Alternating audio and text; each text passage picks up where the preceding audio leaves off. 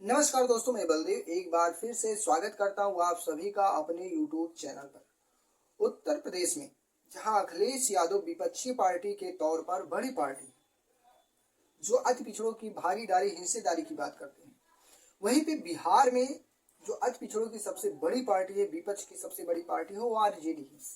हालांकि छोटी छोटी कई पार्टियां हैं, लेकिन आरजेडी सबसे बड़ी पार्टी है और विपक्ष की सबसे मजबूत पार्टी है।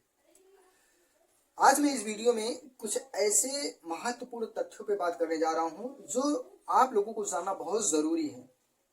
चाहे आप बिहार के रहने वाले हो या भारत के किसी भी राज्य के रहने वाले हो, नेताओं की दो तरफा बातें किस तरीके से आपको मैं समझाने वाला हूं, जरा ध्यान दीजिएगा कि आज की इस वीडियो में मैं वो सच्चाई बताने वाला हूं कि एक तरफ सत्ता पक्ष वाले, दूसरी तरफ विपक्ष वाले किस तरीके से बीच में जनता को उलट पुलट करते रहते हैं। इसको ध्यान से समझिएगा। इस वीडियो में बहुत कुछ सीखने वाले हो आप लोग। इस वीडियो में मैं बताने वाला हूं कि उत्तर प्रदेश के साथ साथ बिहार, राजस्थान, मध्य प्रदेश जैसे बड़े बड़े राज्यों में किस तरीके से जो पिछड़े तबके के लोग हैं उनको किस तरीके से बरगलाया जाता है। ये आज से नहीं हो रहा है, सदियों से हो रहा है। कैसे, मैं एक एक करके बता रहा हूँ, आप लोग ध्यान से सुनिए और समझिएगा, फिर विचार कर इस पे कमेंट जरूर कीजिएगा। और मुझे पता है कि आप लोग ये सच्चाई जब सुनोगे तो आपके पांव तले जमीन खिसक जाएगी। क्योंकि देखिए, उत्तर प्रदेश में अखिलेश यादव, शुरुआत यहीं से करते हैं। अखिलेश यादव उत्तर प्रदेश में कहते हैं मैं जातीय जनगणना कराऊंगा और फिर जिसकी जितनी संख्या होगी उसको उस हिसाब से उसको भागीदारी दी जाएगी राजनीति में, क्योंकि पहली भागीदारी राजनीति में ही दे पाएंगे। और रही बात नौकरियों में, तो नौकरियों में आरक्षण जब लागू होगा तो उसके आधार पर जो योग्य रहेगा वो लोग जाएंगे, सिलेक्ट होंगे, नौकरी पाएंगे, नौकरी करेंगे। वो किसी भी समाज के हो सकते हैं, ठीक है। तो भागीदारी देने का काम, जब तक लोग राजनीति में जिस समाज की पकड़ नहीं होगी उसका विकास नहीं हो सकता है, चाहे जितना कुछ कर ले। आज हमको बताइए, सवर्ण समाज जो है, ब्राह्मण समाज हो, ठाकुर समाज हो, बनिया समाज हो, आप लोग देखिएगा सबसे ज्यादा ये लोग नौकरियों में हैं, लेकिन राजनीति में बहुत ज्यादा आगे हैं। राजनीति में जब आगे हैं, राजनीति में भागीदारी इनकी ज्यादा है, तो यही वजह है कि इनका विकास हो रहा है। राजनीति में विकास कैसे होता है? आप किसी भी मामले में कहीं भी फंसते हैं, गलत फंसाए जाते हैं, तो आपको सहारा करने वाला आपका विधायक, सांसद, नेता, जिला पंचायत सदस्य, ब्लॉक प्रमुख, गांव में कोई कांड होता है तो प्रधान आपको सहारा करेगा अगर आप किसी गलत मसले में फंसाए जाते हैं तो। अब ध्यान दीजिएगा, अखिलेश यादव करें जाति जनगणना कराएंगे तब हम उस हिसाब से भागीदारी देंगे। अति पिछड़ों की पीडीए की बात करते हैं, लेकिन चलो ठीक है, तो बात की बात है, अभी तो जाति जनगणना उत्तर प्रदेश में हुई नहीं, क्योंकि ये कहते हैं हम सत्ता में है नहीं, इसलिए करवा नहीं सकते हैं। चलो ठीक है। बिहार में तेजस्वी यादव ने 17 महीने की सरकार में थे, 17 महीने सरकार चलाए, उप मुख्यमंत्री थे और उन्होंने जातीय जनगणना कराया। बिहार में जातीय जनगणना करा दिए और इतिहास बना दिए। टीवी प्रचार मीडिया में खूब चला कि तेजस्वी यादव ने इतिहास रच दिया। बिहार में जातीय जनगणना दूसरी बार हुआ, देश आजाद होने के बाद दूसरी बार बिहार में जातीय जनगणना हुई। तो उसमें यादवों को लगभग 24%, 22 से 24% दिखाया गया, ठीक है, सभी समाज को दिखाया गया। उसमें विश्वकर्मा है 2%, 3%, भूमिहार है 2-3-4%। मैं एक लिस्ट लगा दूंगा, हालांकि अभी मैं लिया नहीं हूँ, लेकिन लिस्ट लगा दूंगा। तो उनके आधार पर देखिए, जिनकी संख्या 3% है उनको अभी तेजस्वी यादव ने, जो अति पिछड़ों का और मुसलमानों का, सभी पिछड़े तबके पूर्वी समाज का जो है हितैषी बनते हैं, उन्होंने किसी भी प्रजापति को एक भी टिकट नहीं दिया। विधानसभा चुनाव में अभी जो हो रहा है, एक भी टिकट नहीं दिया।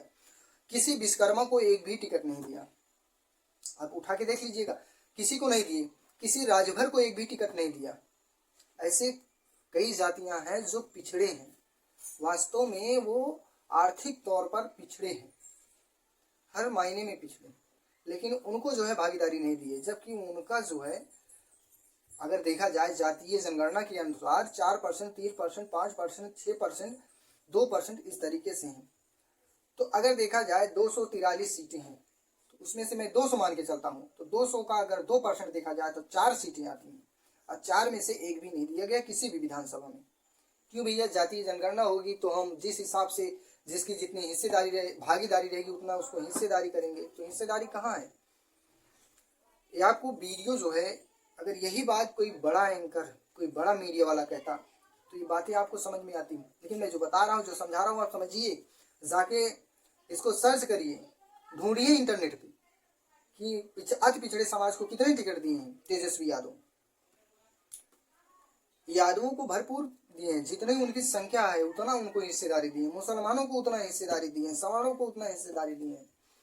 लेकिन जो अति पिछड़ा समाज है, जो पिछड़ों में भी पिछड़ा है, उनको भागीदारी नहीं दी। अब कुछ ज्ञानवर्धक लोग आएंगे यहाँ, कमेंट करेंगे, वो कहेंगे भैया इस समाज में चुनाव लड़ने लायक लोग है ही नहीं। तो भैया लालू प्रसाद यादव, तेजस्वी यादव, ये ढूंढना नहीं है। लोग टिकट के लिए लाइन लगाए रहते हैं, ऐसी बात नहीं है। हर समाज में मजबूत लोग रहते हैं, 2-4-6, एक आधा % तो रहते ही हैं। उन्हीं में से अगर 10 लोग हैं, उन्हीं में से छांटिए आप कौन सबसे ज्यादा बाहुबली है, सबसे ज्यादा पैसा वाला है, सबसे ज्यादा मजबूती से चुनाव लड़ सकता है, उसी को टिकट दे दो। हर समाज में रहते हैं, चाहे वो कितना पिछड़ा हो। अगर नहीं है तो उनको भागीदारी दीजिए, 1-2 टिकट चुनाव दीजिए और लड़वाइए, वहां पे उनको सहयोग कीजिए। कैसे नहीं जीतेंगे? जब आपकी मंशा आगे बढ़ाने की होगी तो उसके लिए सहयोग कर सकते हो। अगर मंशा बढ़ाने की नहीं है तो कुछ भी नहीं करोगे।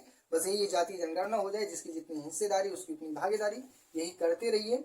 उत्तर प्रदेश में भी यही नाटक होगा, नहीं देख लीजिएगा आप लोग।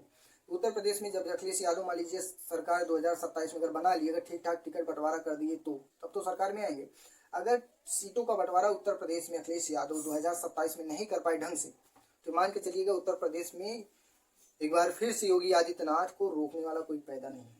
ये मैं ऐसे नहीं कह रहा हूँ, क्योंकि अखिलेश यादव अगर टिकट ढंग से बांटेंगे तब तो यहाँ पे जो है उत्तर प्रदेश में ये चुनाव जीत सकते हैं। और जब जीतेंगे तो जातीय जनगणना कराएंगे कि नहीं कराएंगे, लेकिन अगर कराएंगे जातीय जनगणना तो जिसकी जितनी हिस्सेदारी रहेगी उसको जो है उतनी भागीदारी मिलेगी। लेकिन किसको? कुछ गिनी चुनी जातियों। जैसे पिछड़ों में जो मजबूत जातियां हैं, जो पिछड़ों में अगड़ी जाती हैं, उनको मजबूत है। और सवर्णों में तो मिलेगा ही, वो तो वैसे भी ले रहे हैं। रही बात मुसलमान की, तो मुसलमान 20% है, वो वैसे 25 से 30% उनकी भागीदारी है, उसमें कहने की कोई बात नहीं है। लेकिन जो 30% अति पिछड़ा समाज है, 30 से 35%, इनको भागीदारी नहीं मिलेगी। अखिलेश यादव कितना ही गाना गा लें कि पीड़िए अति पिछड़ा समाज। देखिए अभी ओम प्रकाश राजभर ने एक सवाल उठाया कि जो है कोटे में कोटा लागू करवाइए, जो 27% आरक्षण है ओबीसी का, इसमें कुछ गिनी चुनी जातियां पूरा मलाई खा ले रही हैं। ये बात सत्य है, पूरे प्रदेश को पता है, सभी लोग जानते हैं, नेता मंत्री अधिकारी सभी को पता है कि अति पिछड़े समाज में जो पिछड़े जाति के 27% आरक्षण है, इसमें गिनी चुनी जातियां पूरी मलाई खा रही हैं। और जिनको वास्तव में इसका लाभ लेना चाहिए, लाभ मिलना चाहिए 27% का, वो लोग नहीं पा रहे हैं। तो ओम प्रकाश राजभर के पास इस बयान पर, इस चिट्ठी पर अखिलेश यादव की कोई प्रतिक्रिया नहीं है। और वहीं पे कुर्मी समाज की एक छोटी नेता है, बड़ी नेता नहीं कहेंगे क्योंकि वो भी स्थानीय है, उनका नाम है अनुप्रिया पटेल। अनुप्रिया पटेल जो है कह रही हैं कि ऐसे नहीं, जातीय जनगणना होगी तब इसको करवाना है। जातीय जनगणना हो, जिसकी जितनी हिस्सेदारी उसकी उतनी भागीदारी। तो भैया क्या अनुप्रिया पटेल को पता नहीं है कि आज पिछड़ों में कौन हिस्सेदारी ले रहा है और किसको आवश्यकता है? सब कुछ पता है। लेकिन कुछ गिनी चुनी जातियां हैं, यादव, कुर्मी, कुशवाहा, क्वेरी, और इसी में जो है शाक्य सैनी, जो भी आते हैं 4-5 जातियां हैं, गिनी चुनी है एक ही, लेकिन नाम कई हैं। जैसे यादव में देख लीजिए तो यादव एक ही रहता है, लेकिन वहीं पे ये देख लीजिए कुर्मियों में भी पटेल, वर्मा, गंगवार कई हैं। वैसे मौर्या में भी शाक्य सैनी, कुशवाहा 3-4 हो गए, और यादव, ये 3-4 जातियां हैं जो भरपूर जो है 27% आरक्षण का मजा मार रहे हैं। बाकी सब लोग जिनको चाहिए वास्तव में उनको नहीं मिल पा रहा है। और यही कारण है कि उत्तर प्रदेश हो या बिहार हो, इन लोगों की कोई गिनती नहीं होगी, चाहे भाजपा सरकार हो या फिर जिनको आप लोग बहुत चहेते मानते हो, हम भी उसी में हैं, सभी लोग, अखिलेश यादव हो वो, चाहे बिहार के तेजस्वी यादव हो, कोई आपको भागीदारी नहीं देगा। इसको आपको लेना पड़ेगा। और कैसे लेना पड़ेगा? जो कुछ समाज के पढ़े लिखे लोग हैं, जो नौकरी कर रहे हैं, कुछ लोग छोटे मोटे समाज को जो है समाज के नेता हैं, उन लोग को इकट्ठा होना पड़ेगा और इस पर विचार करना पड़ेगा, तभी होगा, आगे कुछ होने वाला है, नहीं तो नहीं होगा। अखिलेश यादव हमेशा आरोप लगाएंगे बीजेपी पर, योगी आदित्यनाथ पर, लेकिन 27% आरक्षण पर कभी नहीं बोलेंगे, क्योंकि अगर बोलेंगे तो उनका जो कोर वोटर है यादव खुद ही खिसक जाएगा। और ओबीसी में जो है पटेल हैं, जो वर्मा है और मौर्य हैं, ये लोग फिसल जाएंगे, क्योंकि सबसे ज्यादा अधिकारी यही लोग बने हैं, सबसे ज्यादा नौकरियां इन्हीं के पास है, सबसे ज्यादा प्रधानी के चुनाव हो, जिला पंचायत सदस्य का चुनाव हो, जब जनरल सीट आती है तो भी यही लड़ेंगे, ओबीसी आएगी तो लड़ेंगे ही, मतलब हर जगह कहेंगे हमें को लड़ने दो, बाकी और लोगों को पीछे कर देते हैं।